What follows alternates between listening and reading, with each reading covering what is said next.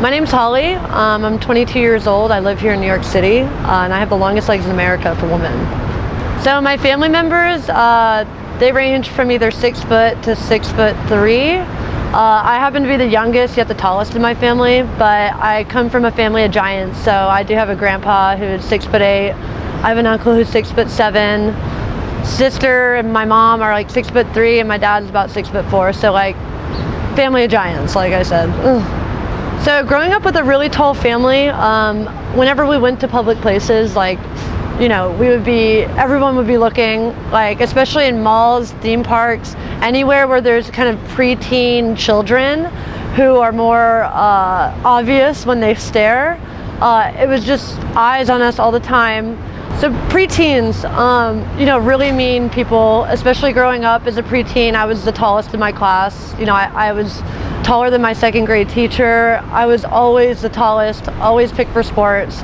But I think I went through more of a hard time in middle school and elementary school. I was very, you know, self-conscious because I wasn't getting asked to the dance by the boys. But I did have this like preconceived notion to where if I was going to a movie theater or, like I said, like an amusement park or something with a lot of like preteens around, I would always like kind of do a little namaste zen before because I knew what was coming up, but I would just do it anyways. And all my friends, of course, caught on to it by then, so they would be flicking off everyone. Like it was a good time. It was a good time. So I think once I got to high school, things started to look up, and I was starting to become more social and you know, date more guys, or one guy, I guess, like date my first guy. And then once I got to college, it was like, you know, you move from small town to big city, you're tall, like I was already feeling myself by the time I was like a freshman in college. Like I met my second boyfriend, like, you know, times were good. Like it wasn't so much I was the weird lanky girl anymore. So last year was a pretty big year for me. So a big production company, a global one actually, came up to me and said, I think you're very tall. I've never seen legs this long. I think you have something that nobody has in the world. Turns out I had the longest legs in America for women, beating the current record holder who was 49.5 inches, and I have 50-inch legs. So that was kind of a big deal just because we shot a video and they posted it on their platform, and then like, you know, a month later it's got 7 million hits. When the video came out, they linked everything to my social media, so it just, you know, randomly 20,000 followers in the week, and it was just really insane. I got messages from, you know, girls who 14, 13, like preteen chicks who are also insanely tall, coming out to me for advice about confidence. I've gotten, you know, messages from photographers wanting to shoot about modeling. I've gotten contacted by agencies. And then I also got contacted by people with super weird tall girl fetishes, which actually mainly dominated my inbox. It got to the point where it was happening so much that I did something about it. And so this past year, I did my senior thesis on tall girls being subjected to weird fetishes like this. So I wrote a book about it, and I published a lot of the messages I got and kind of my quirky sense of humor of how I dealt with it. So I did indeed start an internet persona, essentially, like is what I worked on for the last like 7 months. Where I built an Instagram, and within, you know, 7 months, I almost have 15,000 followers on it.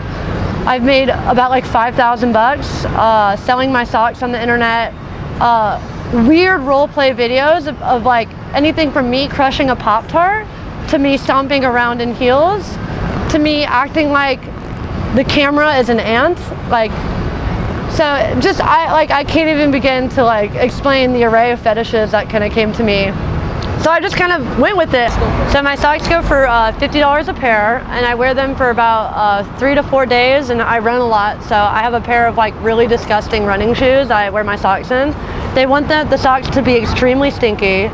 Like they want to have rules to like when they get the socks, like, what do you want me to do with it, goddess? Like they're looking for me to answer. So I'm like, you know, put the dirty socks in your mouth until they're wet type thing.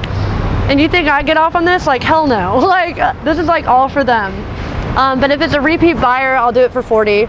I usually wait to cash it out after 3 weeks to a month, but you know, all my like sales are delegated towards PayPal. So this is probably like 3.5 weeks of socks. I just, even like if you go on the profile of my foot Instagram, it's just my link saying buy my dirty socks, and it's my PayPal link. So here's some of my recent messages. P.Santo Delta. Hi. Hello, Burt Feet. My name is Pedro. I am a Brazilian slave and worm. I'm a big fan of your work. I love you, heart.